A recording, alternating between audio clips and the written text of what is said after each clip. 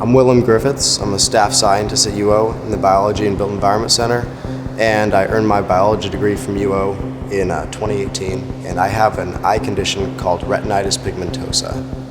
I was 4 years old when I was diagnosed.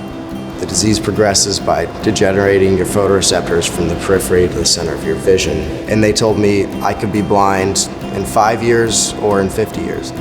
I'm Richard Taylor. I'm head of the physics department, and I work on the Bionic Eye project, which is all about restoring vision to people who've lost it through diseases of the retina. The advantage that we have is that these bionic eyes are going to be bio-inspired. The devices that we're making are mimicking the neurons in the retina so that you can pass that signal effectively from our artificial device to the natural system.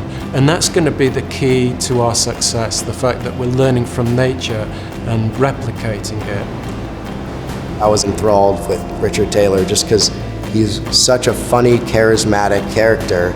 You could tell, like, okay, this is going to be a great class.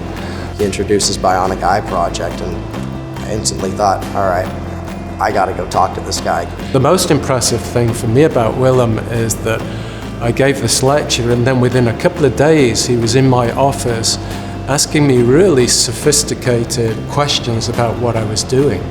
Our project should be able to deliver 20/80 vision, which is enough to read someone's face, it's enough to read a newspaper. I think if we are well funded and everything goes right, then we're looking at 5 to 10 years of building a prototype for this device. This bionic eye concept, actually having an artificial retina, is really my best hope of having vision through my later stages of life. And that's what really clicked with me and got me excited about the idea. It's a rough thing to deal with, knowing you're going to lose your vision in the future, but it's a blessing in the sense that it's really caused me to gain appreciation and push myself to the next level to make the most of every day I have.